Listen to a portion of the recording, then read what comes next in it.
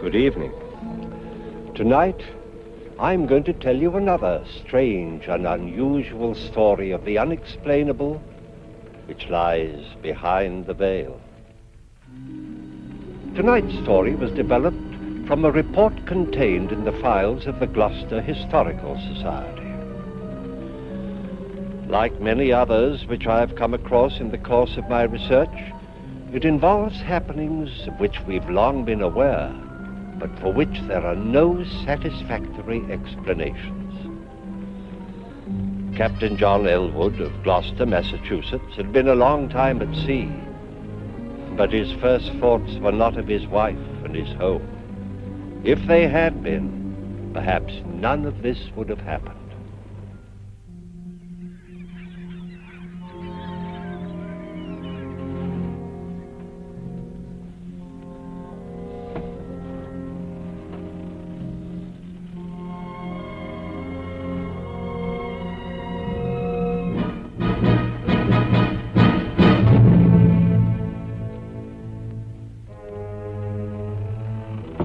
Come in.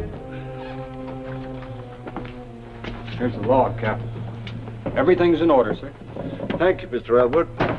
The crew's anxious to leave, sir. Most of their wives are waiting for them on the wharf. Indeed. The way they're behaving, you'd think we were months overdue instead of just 2 weeks. They've likely heard of our trouble with the snakes, sir. Happy to see us alive. Well, just the same, they'll grab their men by the ears and march them off to the paymaster before they start to kiss them. Ah, sir, some. There are all kinds among them. Is Mrs. Elwood out there? Oh, no, sir. The captain's wife is too well bred to show her emotions in public. Indeed. I want you to do something for me, Mr. Logan. I have to go to the company's office to make my report. Will you see that my gear's taken straight to my house? I'll do it myself, sir. That's very kind of you. Tell Mrs. Elwood that I'm fine. Be with her presently. Aye, aye, sir.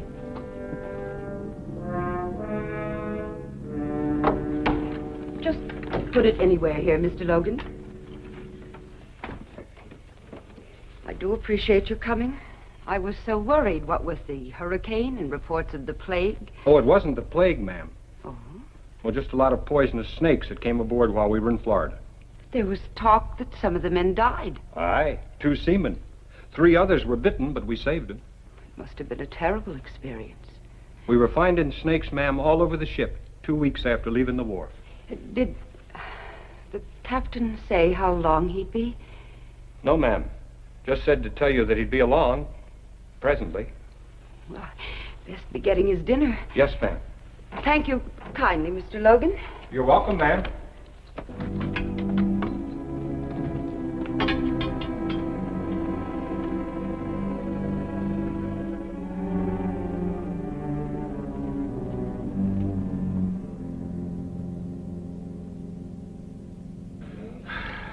Good to be back, Barney. This place is more like home to me than my own house. We missed you, John. What's been happening while I was away? Oh, now, let me see. The Clarowell foundered 2 weeks ago off the coast. Nobody lost. The packet from England was late again, as usual. I think that's about all. Things have been fairly quiet. Say, how about those snakes, John? When are you going to tell us about them? As soon as I get something to wash the salt out of my throat. Oh, yes. Bessie! Coming! Coming!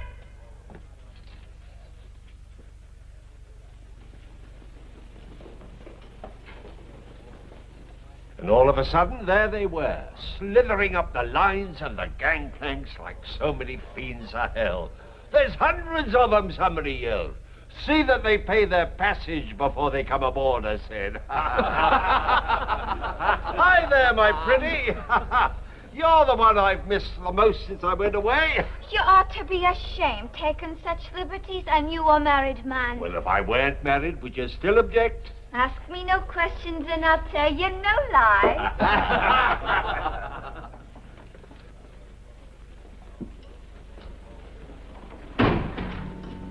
Afternoon, Mrs. Elwood. Good afternoon. I'd like a bottle of that Spanish wine that Captain Elwood favors. I think he'd enjoy it with his dinner. Be supper, more'n likely, ma'am. Club's having dinner in his honor. But I'll get it for you.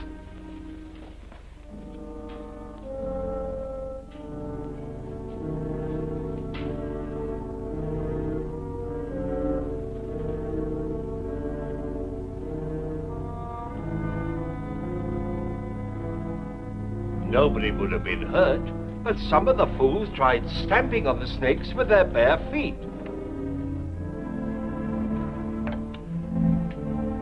Excuse me, gentlemen.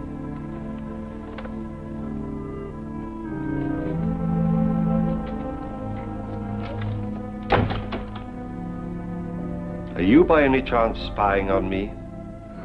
No, John. I only came... I know why you came. Go home and expect me when you see me.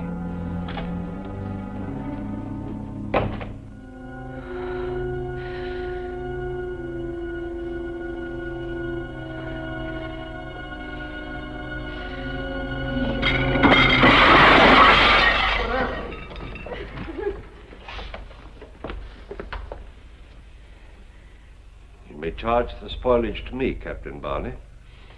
My apologies, gentlemen. Shall we go home now, dear?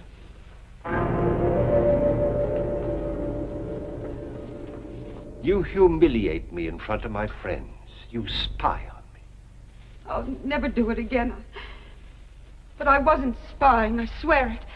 I only wanted to get a bottle of wine for your dinner. And the table. Was that part of your affection? I don't know what came over me. John, all the time you were gone, I missed you so. I prayed for you. And when you turned your back on me, I wanted to strike out and hurt you as I was hurt. I'm so ashamed. Well, you should be. I'm sick of your explanations, sick of your apologies. I'm sick of you, Ruth. No, John. Leave me something. Ever since I married you, I've been trapped. And for what? The price of a ship that went to the bottom 3 months after I bought her. You needn't have said that. I knew why you married me.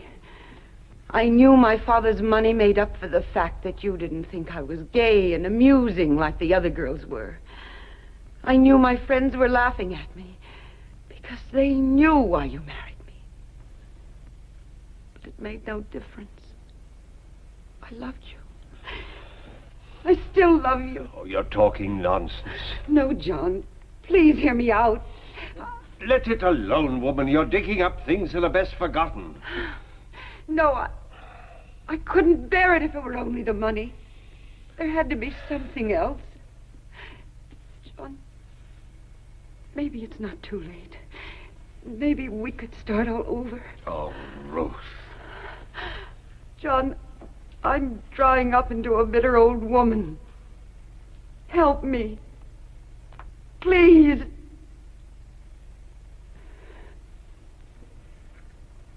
I'll unpack your things.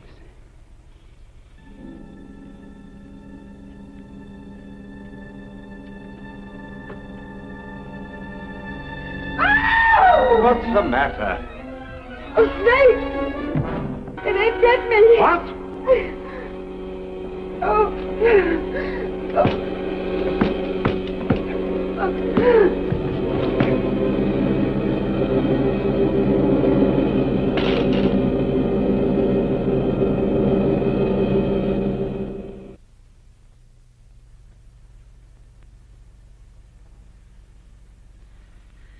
John? It's all right, Ruth. The snake. He's dead. I killed him. So I've taken care of your hand, and the doctor will be here soon. I don't think we'll need him, though. I'm sure I got all the poison out. You saved my life. Well, there wasn't much else I could do. You could have let me die. Why didn't you? Don't be foolish. But you could have. And if you had, you'd be free. No more arguments. No more trouble. You could do as you pleased. But you didn't. You saved my life. Oh, John, maybe we can start all over. Maybe. Try to get some rest, Ruth. I'll get you something warm to drink.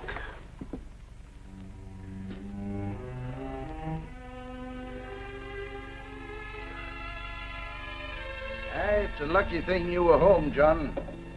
Snake bite's a terrible way to die. Well, she's much better now, and the doctor says with a little rest she'll be just as good as new. You're thankful for that, I'll wager. Oh, I can't wait to sail again. Always more trouble ashore than when you're at sea. And I can't make any money just sitting here, much as I like it. Speaking of money, here's something that'll make you sit up and take notice. The widow Smith got a letter from London this morning. Seems an uncle died and left her £20,000. £20,000? Hey, he'll be a lucky man that gets her. He could buy any ship in the harbor with that. Too bad you're already married, John. You know, I always had a sneaking suspicion that she was partial to you. Well, drink up and let's have another one on the house. Hey, you're not still thinking of that money, are you? Oh. It won't do you any good. You got one wife too many. Come on, have another drink. Oh, thank you, Barney. I don't think I will. I'm going to get back to Ruth.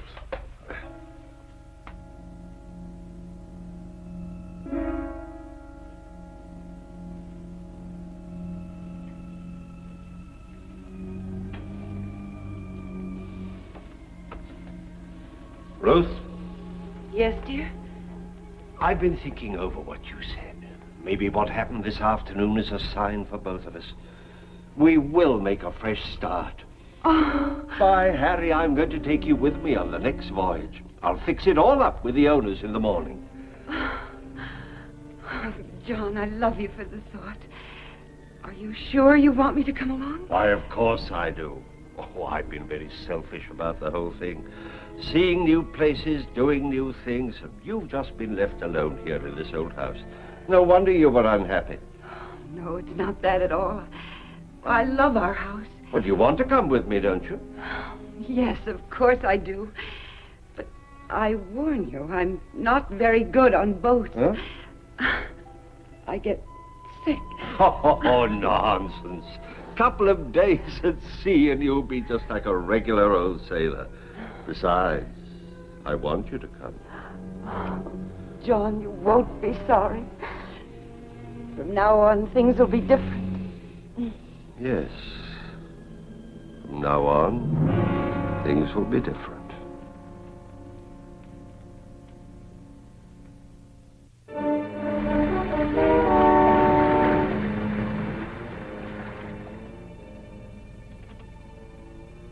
Have the carpenter repair the after-deck ladder before somebody breaks his neck.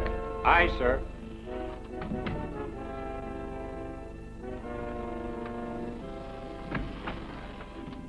How are you feeling, Ruth? I'm much better, John. Good. I'm better. Good. The cook's made you some more of his specialty.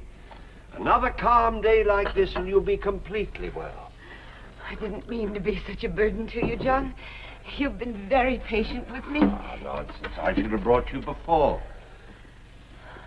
You've no idea what a comfort you've been. No idea how lonely a captain's life is. Oh, I should like to be with you as often as you'll let me. So you shall, my dear. Don't let your tea get cold. You know, I dozed for a while and I had the strangest dream. Oh, I hope it was a good one. Yes. I dreamt this was our old ship. And instead of cotton, there was money in the hold. Well, I couldn't improve on that myself. We were so happy in the days when we had money, John. I find I'm thinking of them more and more since we left home. But when I'm well, things will be different, John. You'll see. Yes. Yours. You're not very well. You'd better come and lie down and get some rest. I didn't mean to get sick, John. All right. I didn't want to get sick. I'm such a burden to you. I should have stayed home. I should have stayed at home. Try to get some sleep.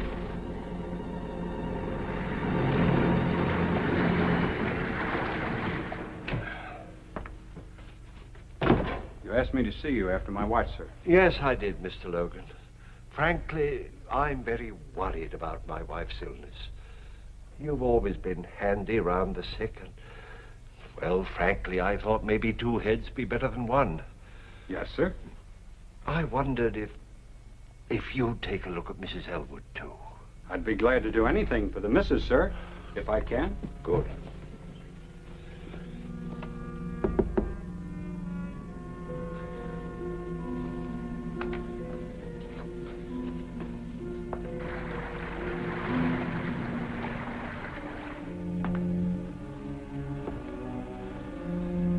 First, I thought it was cholera.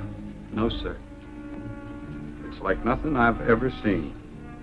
Well, if she's not better in a few days, we'll lay a course for St. Augustine. Aye, sir. And you'll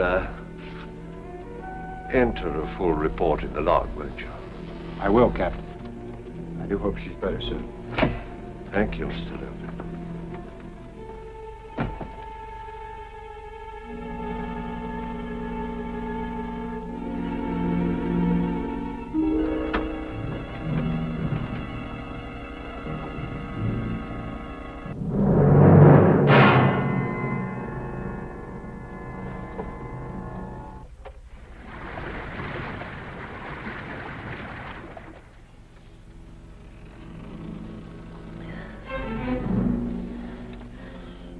Are we to St. Augustine, John? We hit some rough weather during the night. Slowed us up. Rough weather? I didn't even feel it. You were unconscious, I'm afraid. We must get there soon, John. We will, dear, we will. Now try to get some rest. I have to go up on the bridge.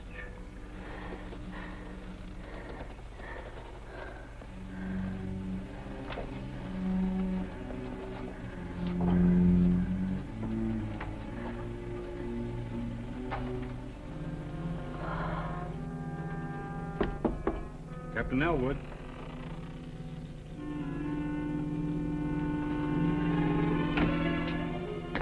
Sir, we're way off our course to St. Augustine. If we don't turn now, we'll... I'm well aware of our position, Mr. Logan. My order stands. We stay on course for Jamaica. But I looked at Mrs. Elwood yesterday, sir. She won't last that long. My wife and this ship are my responsibilities. She'll be alive when we get to Jamaica, I warrant. As you say, sir.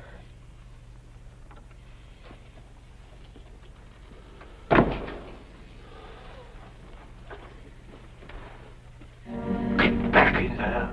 Liar. You want me dead. Mr. Logan. Mr. Logan. You had enough poison to kill two people.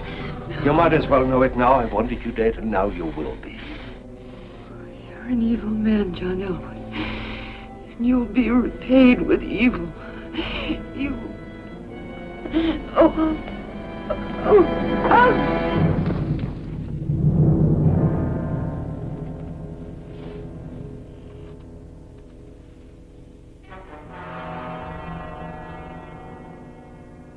John, you can't spend the rest of your life in mourning. You got too many good years ahead of you. I miss her, Barney. Oh, of course you do. It's only natural, but you've got to start thinking of yourself. Ruth wouldn't want you to become a hermit. It's lonely without her. But at your age, that can't last forever. The widow Smith has been visiting you, hasn't she? Yeah, she's been very kind. She knows what it means to lose someone you love. She's a fine woman, John. I think she's got her eye on you. Oh, nonsense, Barney. I'd never think... Oh, I'll give you a year. Nobody expects you to wait longer. And, John, it's time you got out of the house now. Think so? I do. We're having supper tonight in honor of a new member. Your old first mate, Logan. You've got to come, John. He'll be expecting you. Oh, I don't know. I'm giving you orders. Now stop acting like a lost puppy. All right, Barney, if you say so. I do, sincerely. Now it's time for me to get back to the club.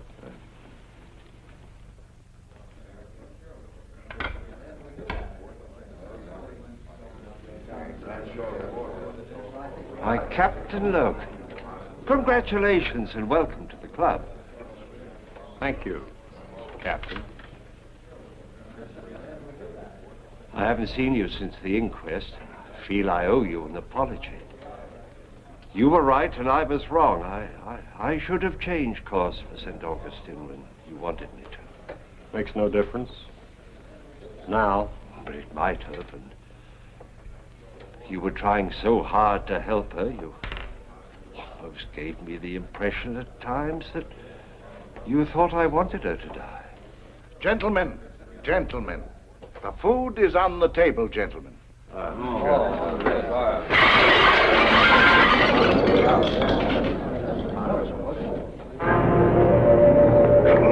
wench! I didn't do it, sir. I didn't. You're the only one in this room? I didn't touch it, sir. I swear I didn't touch it. Look. It's exactly the same as when Mrs. Elwood did it. 'Twas a ghost, sir. 'Twas a ghost that did it, sir. Stop that nonsense! 1,000 pardons, Captain. Give us 10 minutes, and in the meantime, the drinks are on the house.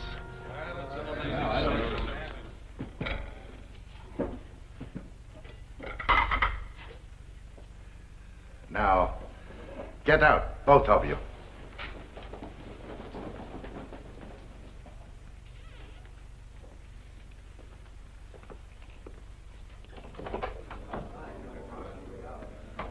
You may come in now, gentlemen.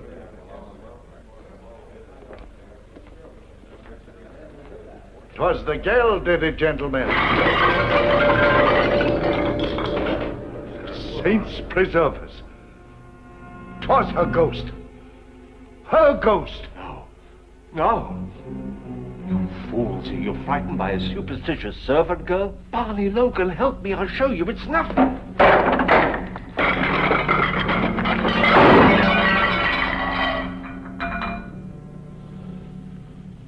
You're behind this, Logan. You're trying to trick me.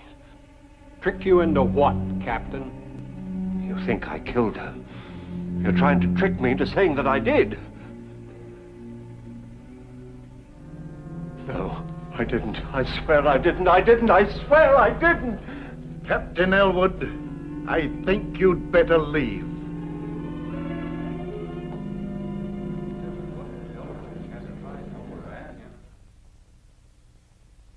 Aye, he finally got a ship, if you could call it that. No other master would sail her around the harbor. She leaked like a sieve, and her crew, well, I wouldn't sail with them across a mill pond. But 'twas all Elwood could get, so he took her. Captain Barney. Gentlemen, have you heard? It's the Coberly. That's Elwood's ship. Aye, her crew's just been brought into the harbor. What happened? Nobody knows. They say that the weather was fair and the sea was calm, and suddenly she just broke up. But her crew was saved. Aye. All of them, all except Captain Elwood. It's retribution. The devil has claimed his own. Gentlemen, the food is on the table.